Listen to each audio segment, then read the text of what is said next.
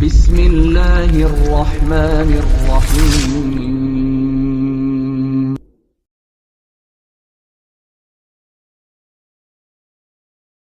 بسم الله الرحمن الرحيم. السلام عليكم ورحمة الله وبركاته.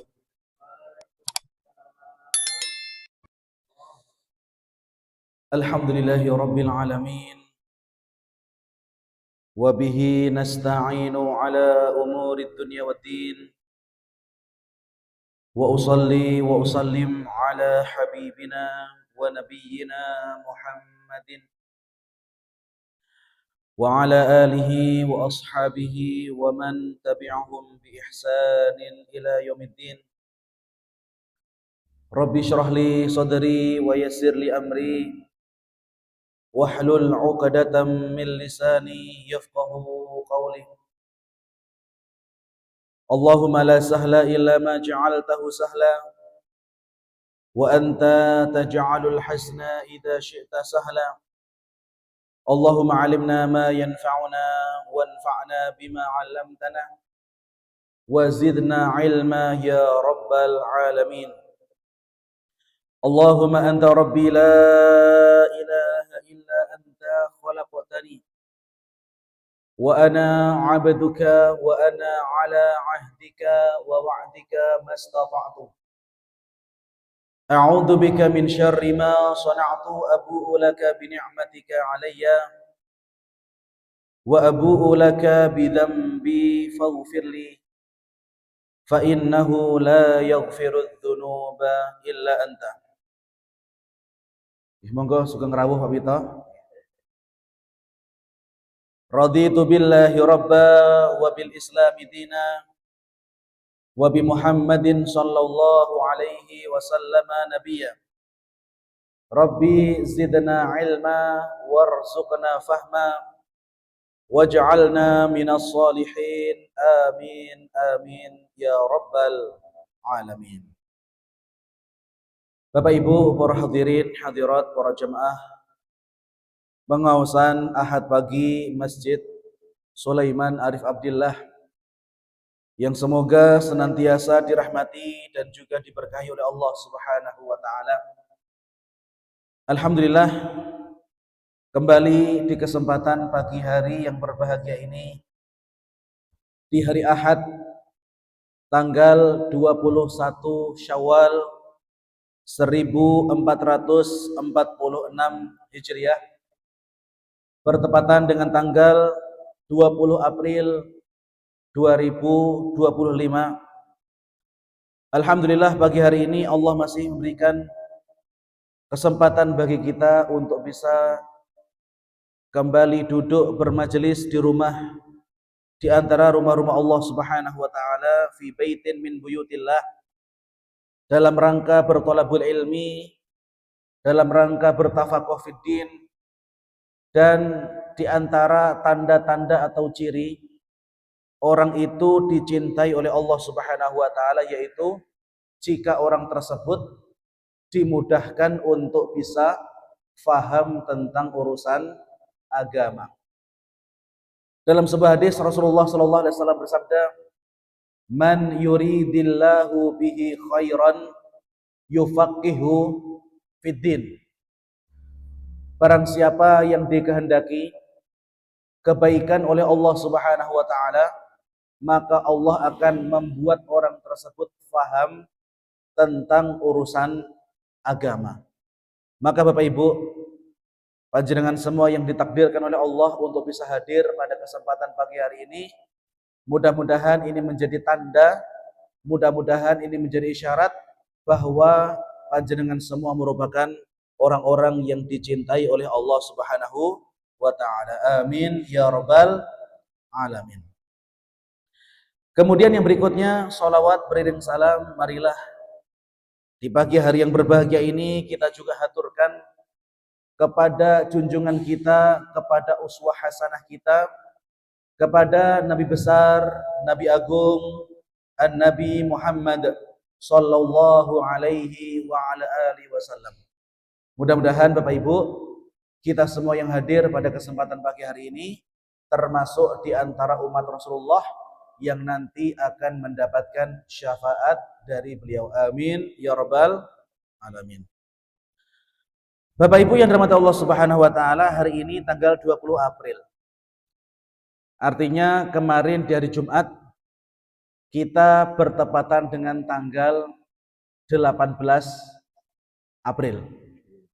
Biasanya Bapak Ibu, ya sebelum kita mulai pembahasan kitab Syama'il Nabi sambil nunggu jamaah yang lain yang masih di perjalanan, biasanya di tanggal 18 April di kalender nasional Bapak Ibu itu tertulis nopo.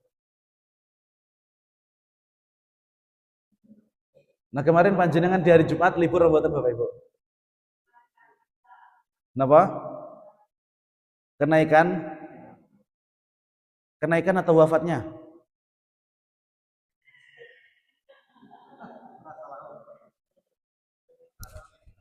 Oh, gak pernah libur ya? Oh iya. Yang pensiun atau yang bukan pegawai, yes. Pokoknya tanggal abang. Panjenengan kalau lihat kalender di hari Jumat kemarin itu banyak kalender yang menuliskan hari libur nasional, dan tulisannya di kalender itu adalah wafatnya Yesus Kristus, ya, memperingati wafatnya Yesus Kristus. Ini Bapak Ibu perlu kemudian kita luruskan, ya, karena tidak setiap yang berkembang di tengah-tengah masyarakat itu sesuai dengan akidah umat Islam. Itu penting, ya. Tidak setiap yang berkembang di tengah-tengah masyarakat itu sesuai dengan ajaran agama Islam. Kalau misalkan saudara-saudara kita Nasrani, mereka memiliki keyakinan yang seperti itu, monggo silahkan, itu tidak menjadi masalah. Lakum dinukum waliyadin. Tapi kalau kita sebagai seorang muslim, maka kita wajib memiliki pandangan yang benar bagaimana sudut pandang kita sebagai umat Islam memandang hal tersebut, ya. Masyaallah muslimin yang dirahmati Allah Subhanahu wa taala, poin yang pertama yang perlu kita garis bawahi yaitu apa? Ketika orang-orang Nasrani mereka meyakini bahwasannya Tuhan itu tiga, satu itu tiga, tiga itu satu. Nah, gimana nih? Satu itu tiga, tiga itu satu. Ya. Mereka meyakini adanya konsep Trinitas, ya. Maka umat Islam tidak boleh ikut-ikutan. Karena dalam Al-Quran Allah Subhanahu wa ta'ala berfirman, Qul huwallahu ahad. Qul, katakanlah wahai Muhammad, huwallahu ahad, dialah Allah, zat yang maha esa, zat yang maha tunggal. Bapak Ibu yang dirahmati Allah Subhanahu wa ta'ala, manusia ketika masih hidup tidak mungkin bisa melihat Allah. Manusia ketika masih hidup tidak mungkin bisa melihat Allah. Maka zat yang paling mengetahui tentang Allah Subhanahu wa ta'ala yaitu siapa?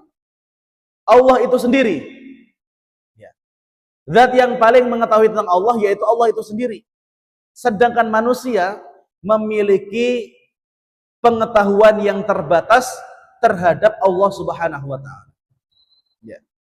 Maka masyaallah muslimin yang dirahmati Allah Subhanahu wa ta'ala, ketika orang itu ingin meraba-raba tentang konsep ketuhanan, jika informasi tentang ketuhanan itu bukan datang dari Tuhan itu sendiri, pasti salah. Ya, ini perlu kita tekankan, ya. Kalau misalkan orang itu ingin mengetahui konsep tentang ketuhanan, sementara informasi tentang Tuhan itu bukan datang dari Tuhan itu sendiri, maka kita jamin 100% bahwa informasi itu pasti salah, ya. Maka begitu juga kalau misalkan kita itu ingin mengetahui jumlah Tuhan itu ada berapa, maka satu-satunya sumber yang bisa kita jadikan pegangan dan juga sumber yang bisa kita jadikan rujukan, yaitu hanya sumber yang berasal dari Allah Subhanahu wa ta'ala. Maka keyakinan yang benar adalah keyakinan yang dimiliki oleh umat Islam, yaitu mengatakan Tuhan itu satu, tunggal itu Allah itu tunggal, Allah itu esa, dan dia tidak beranak dan juga tidak diperanakan. Ya, sementara orang-orang Nasrani, ya, mereka memiliki keyakinan bahwasannya Allah itu tiga. Ya. Ada Tuhan Bapa, ada Tuhan Anak, ada Roh Kudus. Dan ini merupakan keyakinan yang menyimpang dan umat Islam tidak boleh memiliki keyakinan seperti itu. Ya, ini poin yang pertama, yaitu umat Islam memiliki keyakinan yang berbeda dengan umat Nasrani ketika mereka meyakini Trinitas, sementara kita meyakini bahwa Allah itu tunggal. Dan Allah juga sudah menyampaikan hal itu dalam Al-Quran. Laqad kafara alladziina qalu innallaha tsalitsu tsalatsah. Laqad kafara alladziina qalu, dan telah kafir orang-orang yang mengatakan Allah apa? Innallaha tsalitsu tsalatsah. Telah kafirlah orang-orang yang mengatakan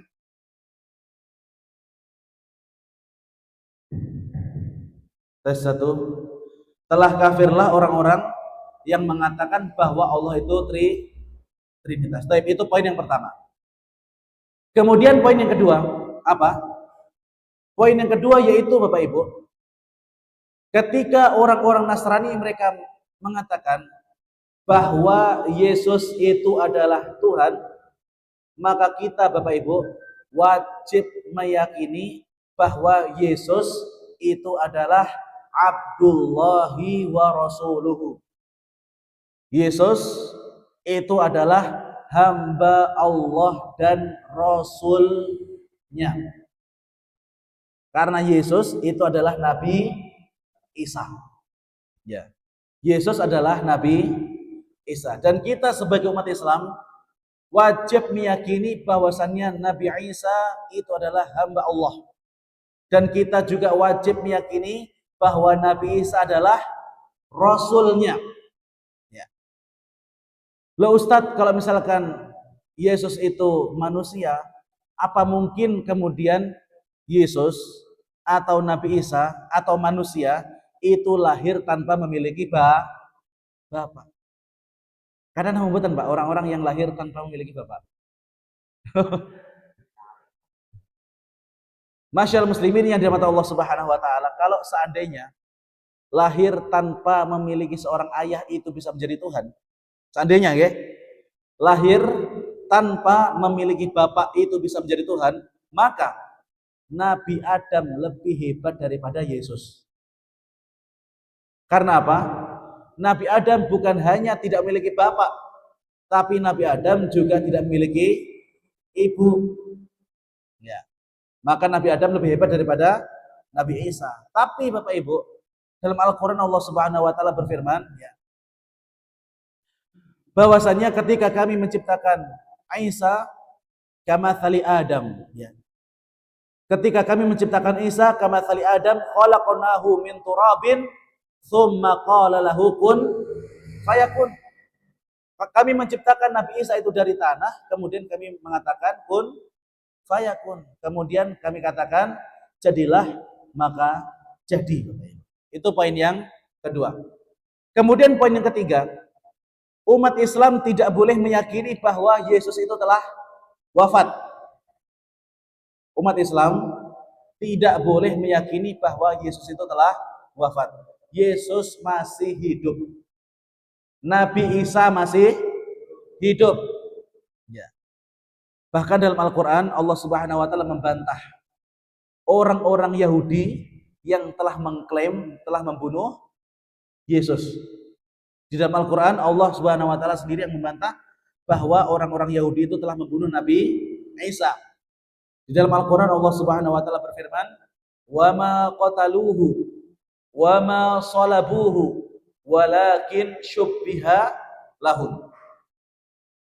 Dan mereka orang-orang Yahudi tidaklah mereka membunuh Nabi Isa, Tidaklah mereka menyalib Nabi Isa, walakin syubbiha lahum.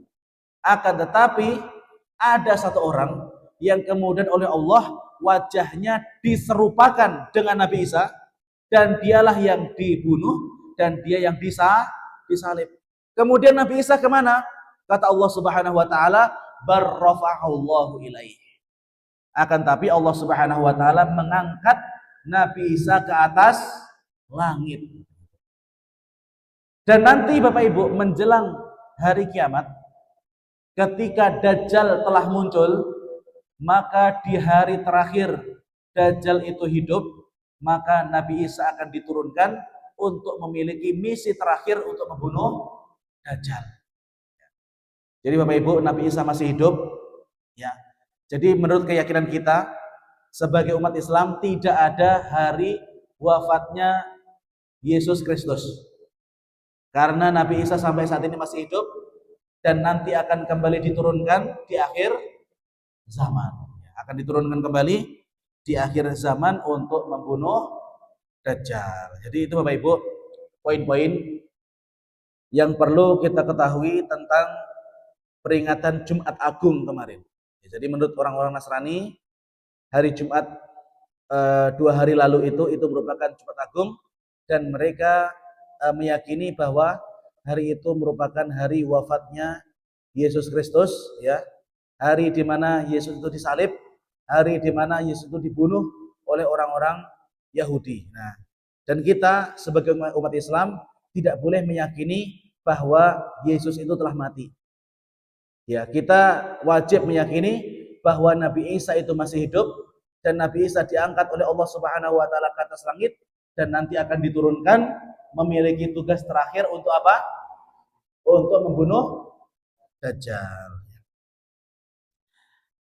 Tapi Bapak Ibu, pagi hari ini insya Allah kita akan melanjutkan pembahasan yang berikutnya dalam mengkaji kitab Syama'il An-Nabi Muhammad sallallahu alaihi wasallam. Dan pagi hari ini kita sudah sampai di bab yang ke-8, bab yang membahas tentang babu ma jaa fi libasi Rasulillahi sallallahu alaihi wasallam. Bab yang membahas tentang ma jaa fi libas. Bab yang membahas tentang bagaimana pakaian yang dikenakan oleh Rasulullah sallallahu alaihi wasallam. Jadi Bapak Ibu, pagi hari ini kita akan membaca bersama-sama, kita akan mempelajari tentang sebenarnya pakaian Nabi itu seperti apa. Ya. Kita akan mempelajari bagaimana pakaian Nabi. Apakah pakaian yang kita kenakan itu sudah sesuai dengan pakaian Nabi? Sebenarnya pakaian Nabi itu seperti apa? Apakah beliau damel kemeja, atau beliau mendamel gamis, atau beliau damel jubah, atau beliau damel kaos, atau beliau damel nopo? Nah, kita akan bahas di sini insyaallah taala. Berkata Syekh Abdul Razak hafizahullah taala, hadhihi tarjamatu liyubayyina ma yata'allaqu bi libasin Nabi sallallahu alaihi wasallam. Bab yang kita bahas ini adalah bab yang menerangkan kepada kita bagaimana sebenarnya pakaian yang dikenakan oleh baginda Rasulullah sallallahu alaihi wasallam. Min haitsu sifatuhu, dari sudut pandang jenisnya atau dari sudut pandang bahannya, wa anwa'uhu, dan bagaimana jenis-jenis pakaian yang pernah dipakai oleh Rasulullah sallallahu alaihi wasallam, wa alwanuhu, dan juga bagaimana warnanya, wa nahwu dzalika mimma yata'allaqu bihi, dan hal-hal yang berkaitan dengan hukum seputar berpakaian. Wa yanbaghi an yu'lama, dan perlu untuk kita ketahui Bapak Ibu, annal asla fil libasi al ibahah, bahwasannya hukum asal daripada berpakaian, hukum asal daripada apa? Berpakaian, al ibahah, yaitu boleh. Ini penting Bapak Ibu. supaya kita nanti bisa memberikan hukum tentang jenis-jenis pakaian tertentu, maka ada satu kaidah dasar, yaitu apa? Al-aslu fil libasi al-ibahah.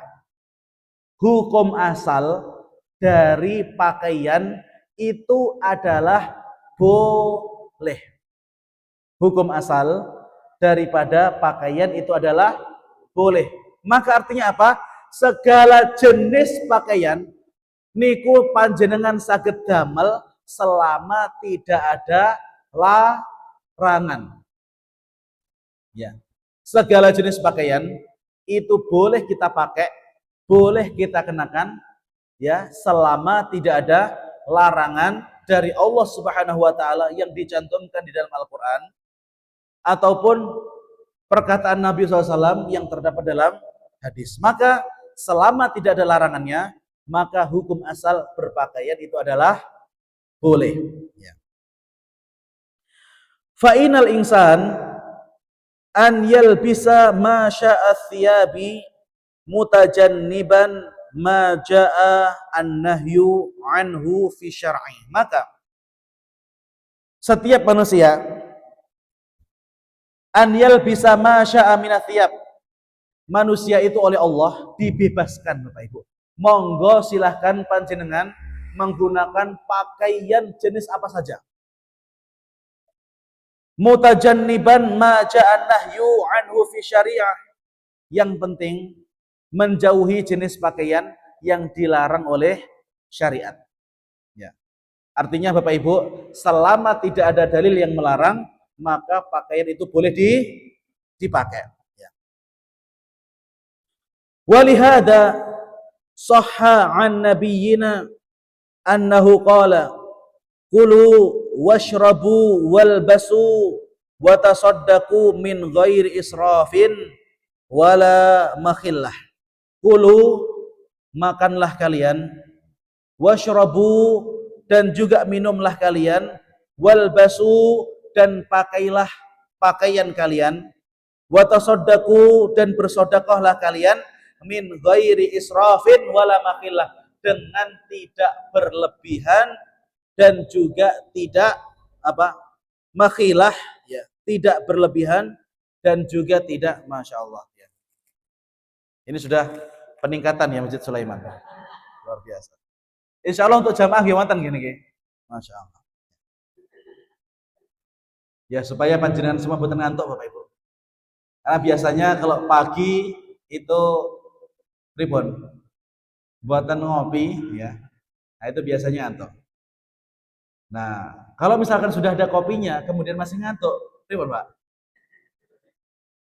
Niki tutupnya panjenengan buka, kemudian kopinya diapakan? Didulit, kemudian diapakan? Ya. Baik.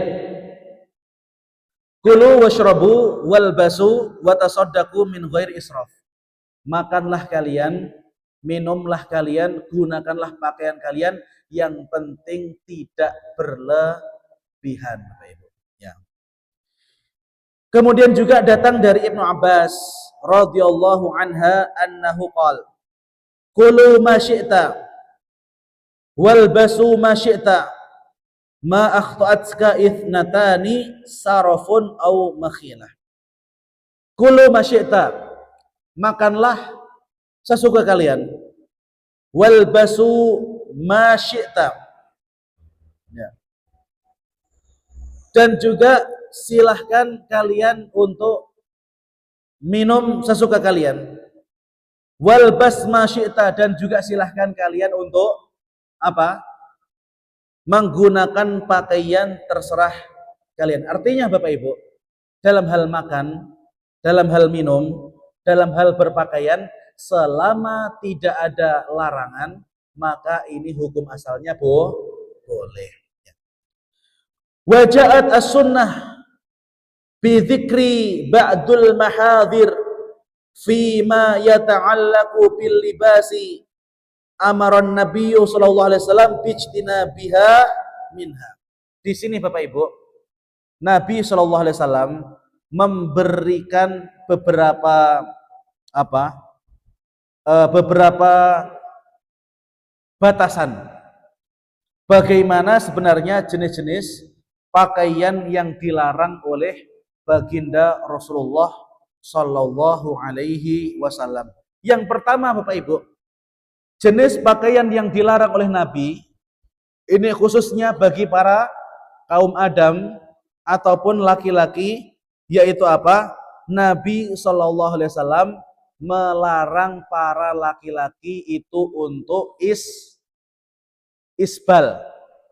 Ya, Nabi Shallallahu Alaihi Wasallam melarang para laki-laki itu untuk apa? Untuk isbal. Nanti kita akan rinci hukumnya insya Allah. Wa huwa an yanzila thawbur rajuli asfala minal ka'baihi. Apa itu isbal, Ustaz? Isbal adalah ketika ada seorang laki-laki yang menjulurkan pakaian mereka di bawah mata kaki. Ya, mereka menjulurkan pakaian mereka di bawah mata kaki. Artinya apa? Ketika ada seorang laki-laki yang sarungan misalnya, kemudian entah karena sarungnya itu kebesaran, akhirnya klesreh atau dengan sengaja diklesrehkan. Atau ketika dia memakai celana, kemudian celana itu klesreh. Ya. Atau memakai jubah, kemudian jubahnya itu sangat panjang, kemudian sampai di bawah mata kaki. Di sini Bapak Ibu yang dirahmati Allah Subhanahu wa taala, di dalam hadis disebutkan salasatun la yukallimuhumullahu yaumal qiyamah wala yanzuru ilaihim wala yuzakkihim walahum adzabun alim. Ada 3 golongan. La yukallimuhumullah yaumal qiyamah, yang nanti pada hari kiamat mereka tidak diajak berbicara oleh Allah Subhanahu wa taala. Wala yanzuru ilaihim, dan Allah tidak sudi untuk melihat mereka. Wala yuzakkihim, dan mereka juga tidak akan disucikan oleh Allah Subhanahu wa taala. Walahum adzabun alim, dan bagi mereka adab yang pedih. Siapa itu? Yang pertama yaitu al-musbil, orang yang memanjangkan kainnya sampai klesreh di bawah mata kaki. Wal manan, yaitu orang-orang yang senantiasa menyebut-nyebut pemberiannya. Ya. Orang tersebut kalau berbagi, Bapak Ibu, tidak pernah tidak menyebut-nyebut pemberiannya. Ya. Ketika misalnya dia pernah memberi orang lain, kemudian di keesokan harinya, ketika orang yang pernah diberi itu kok enggak gantian memberi atau enggak gantian nolong, maka dia menyebut-nyebut di si awakmu wis tak kei saiki ora gelem ngewangi, gitu. Maka ini juga mungkin bisa termasuk Bapak Ibu. Termasuk apa? Misalnya ketika panjenengan becek Bapak Ibu. Panjenengan apa? Becek. Maka jangan berharap orang lain itu balik nih. Dhisik wis tak beceki giliran aku ngrapekne ora. Nah. Maka masyaallah muslimin yang dirahmati oleh Allah Subhanahu wa taala, hal seperti ini terkadang menjadi masalah di tengah-tengah masyarakat. Yang awalnya dulu itu Bapak Ibu, becak itu sukarela, tapi karena sudah menjadi tradisi, akhirnya orang yang becak itu dicatat Bapak Ibu. Dicatat, disawang. Oh, wong iki becek. Bahkan kadang-kadang Bapak Ibu, mohon maaf, di sebagian becekan nyuai amplop itu langsung di tempat Bapak Ibu. Jadi ketika orangnya itu ngelong nih, langsung dibuka di tempat, dilihat isinya, ditulis. Nggih Pak, nggih. Terus nggih. Nah, nanti Bapak Ibu kalau misalkan ada orang yang becekan lagi, dilihat kok di amplop ini enggak ada, ya enggak datang Bapak Ibu. Maka masyaallah muslimin yang dirahmati Allah Subhanahu wa taala, ini perlu kita garis bahwa yaitu apa? Nanti kalau misalkan panjenengan membuat acara hajatan Bapak Ibu, jangan mewajibkan orang ngamplopi. Dengan niatan apa? Engko lek wonge becekan yo tak balik nih. Maka Bapak Ibu di sini ini merupakan isyarat bahwa apa? Kalau tidak mampu untuk membuat acara yang mewah, tolong buat acara yang sederhana saja. Boten perlu ngoyo, Pak. Jangan sampai kemudian ngutang-ngutang, karena banyak di luar sana orang yang sampai ngutang untuk hajatan. Pokoknya kalau elektronnya itu buatan 5 meter, Pak, buatan marem. Kalau belum nyewa terop yang sampai nutup jalan, kurang marem. Maka Bapak Ibu yang dirahmati Allah Subhanahu wa taala, kalau tidak mampu, maka tidak ada paksaan di dalam agama. Memang membuat acara walimah itu disyariatkan. Kata Nabi sallallahu alaihi wasallam, "Aulim walau bisyat." Buatlah walimah walaupun hanya menyembelih seekor kambing. Ya. Tapi Bapak Ibu kalau tidak mampu, ya ampun makso. Sampai akhirnya orang-orang itu dipaksa kudu ngamplopi. Nah nanti Bapak Ibu pas giliran balik ini gelagapan. Ya. Maka Bapak Ibu yang dirahmati Allah Subhanahu wa taala, bahkan di beberapa tempat itu sampai ada orang yang kecewa Bapak Ibu. Ketika apa? Ketika ternyata uang dari amplop itu tidak membuat dia balik modal. Lah emang hajatan itu apakah usaha Bapak Ibu?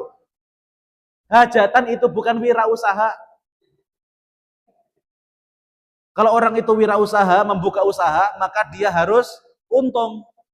Lah kalau walimah Bapak Ibu, jangan niatkan untung. Niatnya walimah itu apa? Ngasih makan orang. Akhirnya kalau pas ada orang datang nggak bawa amplop, nongwasu Bapak Ibu. Ya. Maka masyaallah muslimin yang dirahmati Allah Subhanahu wa taala, jangan sampai yang seperti ini masuk dalam kategori al-mannan. Yaitu apa? Orang yang sudah memberi tapi dia minta untuk dikembalikan. Kalau memberi dan minta dikembalikan Bapak Ibu, maka itu bukan pemberian, itu bukan hadiah. Tapi itu apa? Ngutangi. Dan dari awal kalau memang ngutangi, akadnya harus jelas. Ya. Maka ketika panjenengan menyerahkan itu, panjenengan bilang, "Pak niki senes hadiah Pak nggih, niki kula ngutangi panjenengan." Nah, gitu harus. Ya. Baik. Kemudian apa? Yang ketiga yang tidak diajak bicara oleh Allah, al-munafiq sil'atu bihalfil kadhib, yaitu orang munafik yang suka bersumpah dengan sumpah palsu. Jadi hati-hati. Orang yang sering bersumpah palsu, saya berjanji akan tapi tidak dilaksanakan, maka ini jangan sampai termasuk dalam kategori orang-orang yang tidak akan dipandang oleh Allah pada hari kiamat. Tapi kembali ke permasalahan isbal tadi. Masyaallah muslimin yang dirahmati Allah Subhanahu wa taala. Apa hukum daripada isbal? Hukum yang pertama, jika orang itu isbal, kemudian dengan isbalnya itu disertai dengan kesombongan, isbal, memanjangkan kainnya, memanjangkan celananya, kemudian disertai dengan kesombongan, maka semua ulama sepakat kalau itu adalah perbuatan yang haram. Ya, isbal plus disertai dengan kesombongan, maka para ulama sepakat ini hukumnya haram. Ya. Dalam satu hadis Nabi Shallallahu Alaihi Wasallam pernah bersabda, Innallaha la yanduru man jarra saubahu khuyala. Sesungguhnya Allah Subhanahu Wa Taala tidak akan memandang, tidak akan melihat orang yang memanjangkan kain sarungnya ataupun kain celananya khuyala disebabkan karena sombong. Dan juga Bapak Ibu, ini menjadi ciri khas orang-orang kafir Quraisy di zaman Nabi. Mereka yang kaya Bapak Ibu, mereka yang sugih, mereka suka menunjukkan kekayaan mereka dengan apa? Memanjangkan kain sarungnya. Maka Bapak Ibu, jika perbuatan kita itu bisa menyebabkan kita menjadi orang yang sombong Bapak Ibu, maka ini hukumnya haram. Termasuk Bapak Ibu, bukan hanya pakaian kalau masalah sombong itu. Segala hal yang bisa membuat kita sombong itu juga haram. Termasuk misalnya ibu-ibu di zaman emas sekarang ini mahal, kemudian ibu-ibu menunjukkan di semua jarinya yang 10, di semua pergelangan tangannya wonten apa? Emas. Kemudian ketika ngobrol sambil gini. Ya iya Bu, betul Bu ya. Ditunjukkan semua emasnya ini. Ya. Maka yang seperti itu juga bisa berpotensi apa? Sombong. Maka segala yang bisa menarik ke dalam kesombongan, maka itu bisa dihukumi sebagai apa? Haram.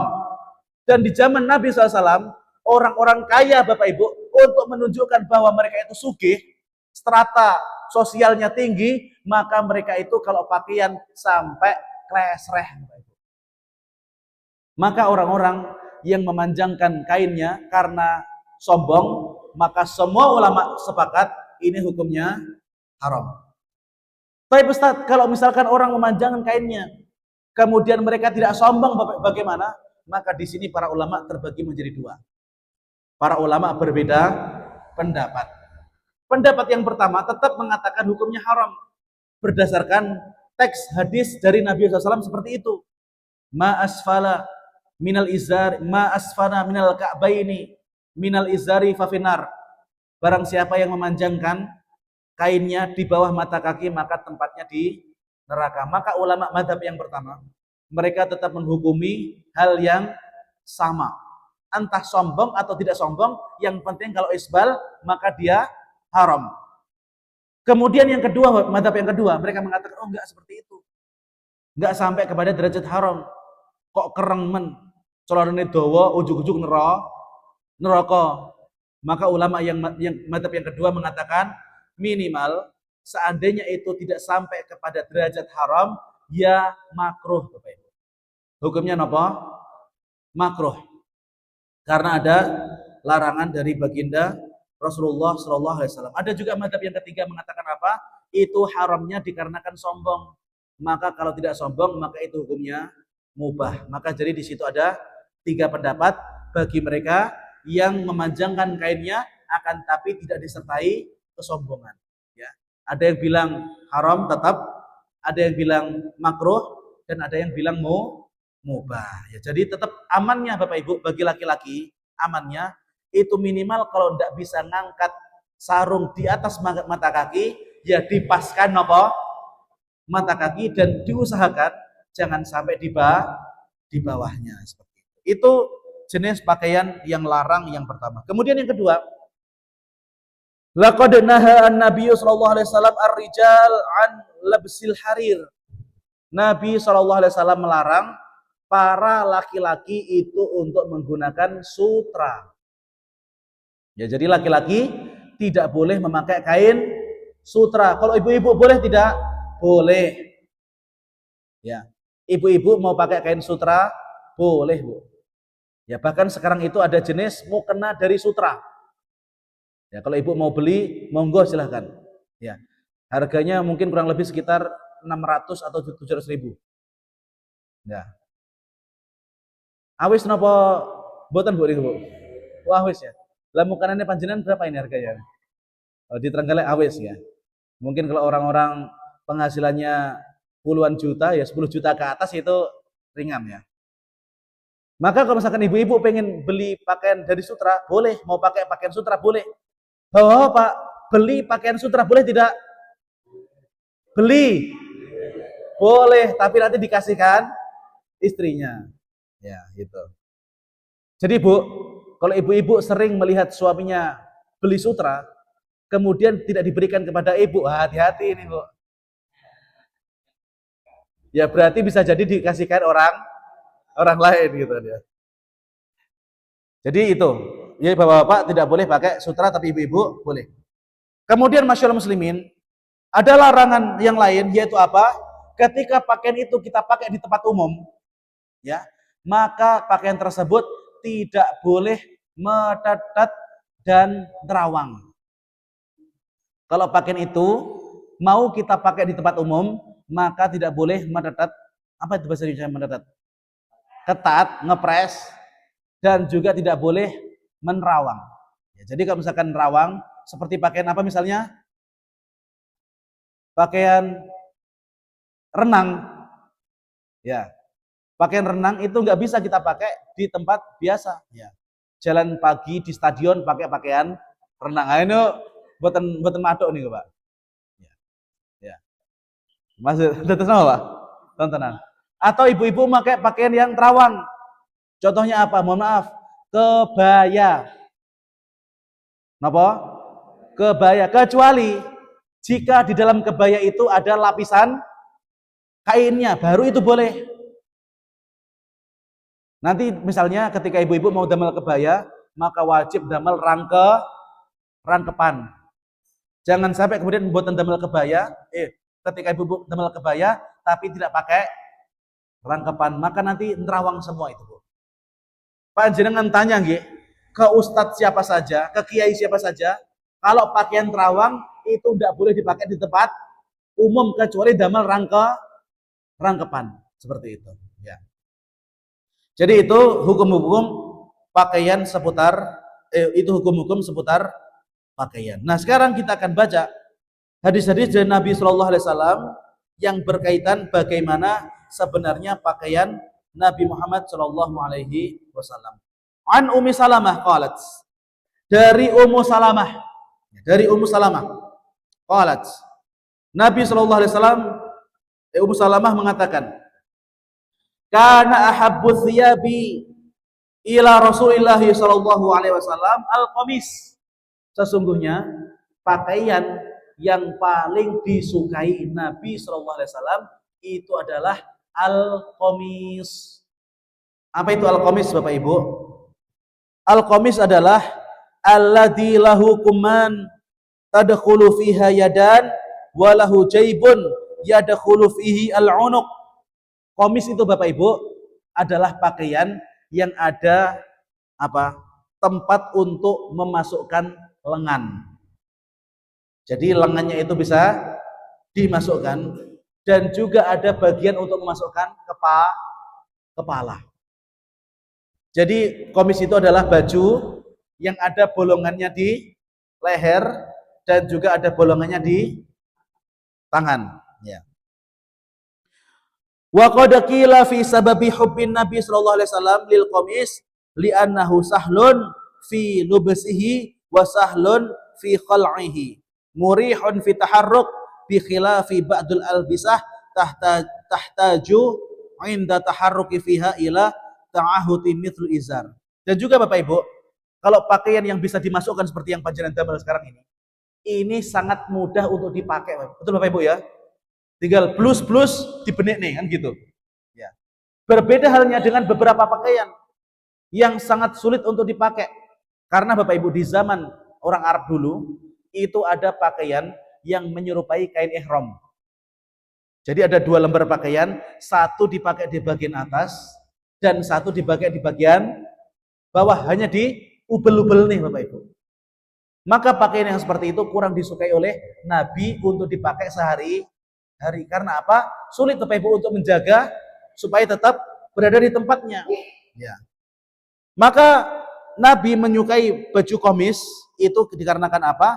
Karena pakaian tersebut mudah untuk dipakai, mudah untuk dilepas, dan mudah dipakai untuk gerak. Jadi pakaian yang disukai oleh Nabi yaitu apa?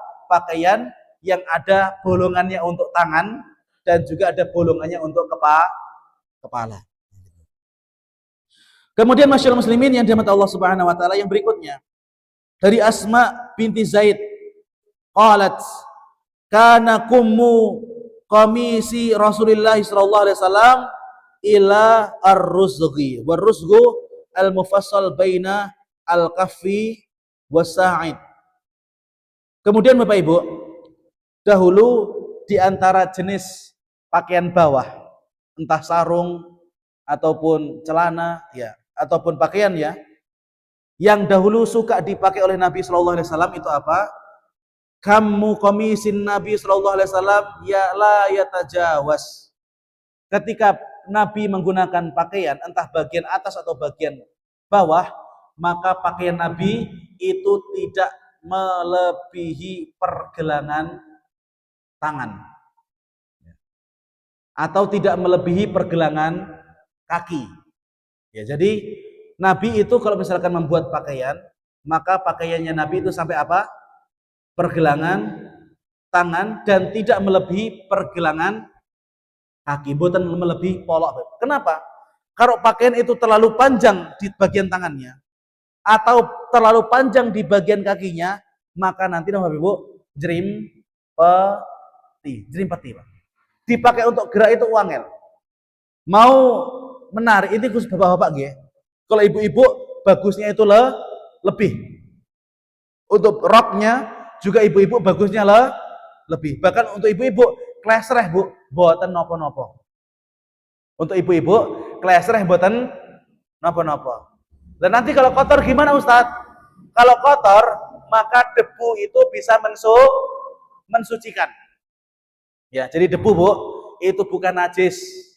Jadi kalau pakaian ibu-ibu terkena debu, itu boten kotor. Ya, boten kotor. Maka kalau bapak-bapak pakaiannya panjang, Pak, ya, melebihi tangan, maka itu sekian diapakan? Dipotong, ya, dipotong seperti itu.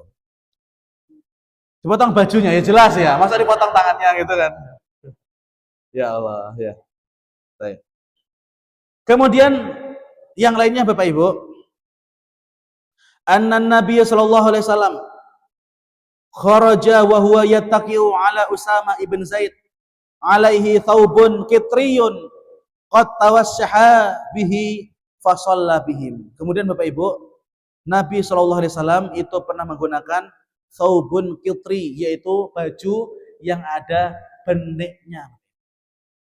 Jadi ada beniknya atau ada penitinya seperti ini merupakan baju yang paling disukai oleh Nabi. Karena apa? Mudah untuk dipakai dan mudah untuk dilepaskan.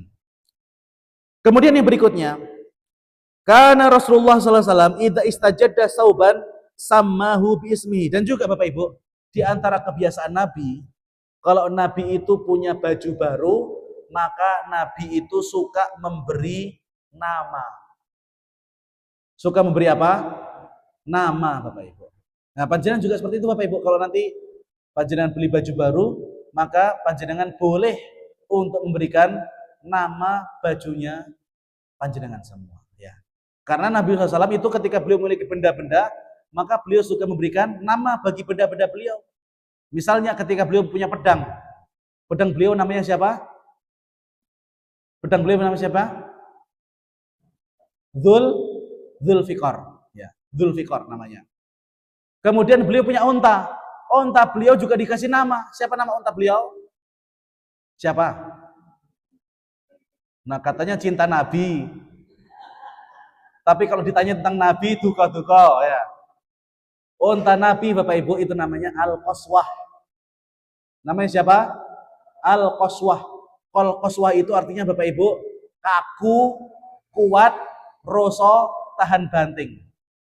Ya, diharapkan dengan memberi nama ontanya itu kuat dan roso Bapak Ibu, itu kuat diajak perjalanan jauh. Ya, gitu. Apa doa yang dipanjatkan ketika Nabi memiliki pakaian baru? Nabi berdoa Bapak Ibu, Allahumma lakal hamdu kama kasautani. Allahumma lakal hamdu kama kasautani. As'aluka khairahu wa khaira ma suni'a lahu wa a'udzu bika min syarrihi wa syarri ma suni'a lahu. Minimal Bapak Ibu, kalau panjenengan tidak hafal teks yang panjangnya, minimal panjenengan membaca Allahumma lakal hamdu kama kasautani. Seperti itu. Kemudian yang berikutnya, masyaallah muslimin yang dirahmati Allah Subhanahu wa taala, ya.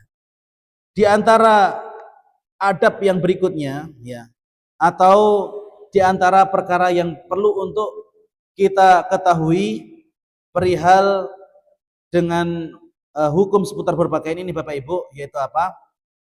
Ra'aitun nabiyya sallallahu alaihi wasallam wa alaihi hullatun hamra. Masyaallah muslimin yang dirahmati Allah Subhanahu wa taala. Jadi dahulu Nabi SAW itu diantara pakaian yang paling beliau cintai, yaitu ketika pakaian niku boten bener-bener polos. Jadi Nabi itu menyukai pakaian yang ada garisnya atau pakaian yang ada sedikit motifnya.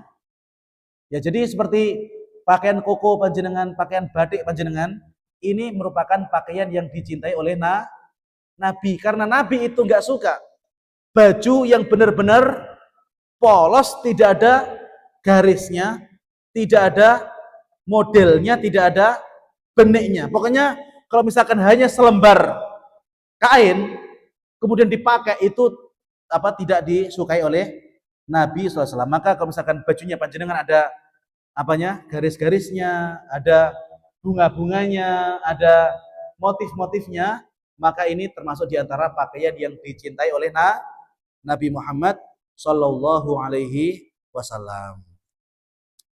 Kemudian Bapak Ibu yang dirahmati Allah Subhanahu Wa Taala, Ra'aitu an-Nabiyya Sallallahu Alaihi Wasallam wa alaihi asmalu mullayataini wa kanata biza'faran wa qad naqadathu. Ya. Dahulu Bapak Ibu, Nabi SAW meskipun beliau itu orang yang punya uang, ya, beliau itu bisa saja untuk membeli pakaian Bapak Ibu, tapi beliau sering juga memakai pakaian yang telah usang. Ya. Jadi beliau Nabi SAW itu biasa Bapak Ibu menggunakan pakaian yang telah usang ataupun warnanya sudah luntur. Jadi ketika ada baju Bapak Ibu yang sedikit usang, ampun digua Bapak Ibu. Ya. Tetap boleh untuk dipakai. Ya. Ya, jadi misalnya warnanya yang semula biru tua kemudian sudah berubah menjadi biru muda, ya, maka itu bukan pakaian yang haram untuk dipakai, tetap boleh untuk dipakai. Ya, tetap boleh untuk dipakai selama pakaian tersebut tidak robek ataupun menampakkan aurat seperti itu. Ya. Kemudian Nabi SAW pernah mengatakan, "Alaikum bil bayadhi minas siyab." Hendaknya kalian memakai pakaian berwarna putih. Nah, ini juga diantara pakaian yang dicintai oleh Nabi, yaitu apa? Kalau panjenengan gadah pakaian putih Bapak Ibu, maka boleh untuk dipakai, bahkan disunnahkan. Ya, terutama ketika ada acara-acara hari besar Islam seperti hari Jumat misalnya, atau hari raya Idul Fitri atau Idul Adha, maka baju berwarna putih ini merupakan baju yang paling Nabi SAW cintai. Maka kalau misalkan di rumah panjenengan punya baju warna merah, punya baju warna hitam, punya baju warna hijau, warna biru, warna coklat, tapi kok belum punya yang warna putih Bapak Ibu, pripun niki solusinya? Solusinya bagaimana? Beli, ya. Maka kalau panjenengan belas dereng gadah baju berwarna putih, maka Bapak Ibu minimal panjenengan punya satu koleksi baju yang berwarna putih. Karena baju yang berwarna putih ini merupakan baju yang paling disukai oleh Nabi Shallallahu Alaihi Wasallam. Liyal bisha ahyaukum wa kafinu fiha mautakum fa innaha min khairi thiyabikum. Hendaknya pakaian yang berwarna putih atau warna putih itu dipakai oleh kalian yang masih hidup. Dan hendaknya kalian mengkafani orang yang telah meninggal dunia dengan kain kafan berwarna putih. Fa innaha min khairi thiyabikum. Sesungguhnya pakaian berwarna putih itu merupakan pakaian yang terbaik untuk kalian. Jadi Bapak Ibu, di sini Nabi menganjurkan bagi kita untuk memakai baju berwarna putih dan juga mengkafani mayit itu dengan kain kafan berwarna putih. Kalau tidak ada baju putih Bapak Ibu, boleh nggak kita pakai baju yang lain? Boleh. Kalau tidak ada kain kafan berwarna putih, boleh nggak mengkafani mayit dengan batik? Boleh tidak? Boleh. Boleh Bapak Ibu. Jadi nanti kalau misalkan ternyata stok kain kafan putih itu habis, maka mayat itu boleh dikafani dengan kain warna apapun. Itu boleh dikafani dengan kain kafan warna apapun. Ya. Seandainya nanti sudah keliling-keliling toko kain kok tidak ada kain kafan warna putih, kok wontene warna biru Bapak Ibu, maka mayat dikafani dengan kain kafan warna biru boleh tidak? Boleh ya, boleh. Meskipun agak aneh, ya timbangannya buatan dikafani ya gitu. Jadi itu Bapak Ibu ya, hukum seputar baju dan juga pakaian yang paling disukai oleh Nabi SAW. Jadi intinya Bapak Ibu apa? Intinya yaitu jika pakaian itu tidak bertentangan dengan syariat, maka hukum asal daripada pakaian itu boleh apa saja. Panjenengan pengen pakai kemeja, boleh. Mau pakai batik, boleh. Mau pakai gamis, boleh. Mau pakai normalnya Pak, koko, boleh. Bahkan Bapak Ibu, ketika ada orang yang pakai gamis atau jubah tapi jebol bokongnya, maka lebih baik pakai koko. Ya, koko yang utuh itu lebih baik daripada jubah yang jebol. Apalagi kalau misalkan yang jebol itu bokongnya kemudian menampakkan aurat seperti itu. Ya, jadi masyaallah muslimin, pakaian apa saja boleh panjenengan damel. Ya, boleh panjenengan damel, panjenengan kenakan boleh. Yang penting apa? Tidak membuka aurat, ataupun juga ketika misalnya kita pengen pakai di tempat umum, tidak boleh kemudian untuk mendekat ataupun terawang. Ya, tidak boleh seperti itu. Jadi ada adab-adab berpakaian ketika kita ingin menggunakan di tempat umum. Ya, wallahu taala alam bisawab. Mungkin itu yang bisa kami sampaikan di kesempatan pagi hari ini. Dan pagi hari ini kami ada kajian juga setelah ini di Tulungagung. Jadi mungkin pagi ini buat teman tanya jawab nggih. Kita cukupkan sampai di sini. Nanti kalau ada tanya jawab, panjenengan saged simpan untuk ditanyakan di pertemuan pekan depan. Wallahu a'lam bisawab. Marilah kita tutup dengan membaca doa kafaratul majelis. Subhanakallahumma rabbana wa bihamdika asyhadu an la ilaha illa anta astaghfiruka wa atubu ilaik. آخر دعوانا الحمد لله رب العالمين والسلام عليكم ورحمة الله وبركاته. فالورد تضوع واعتنق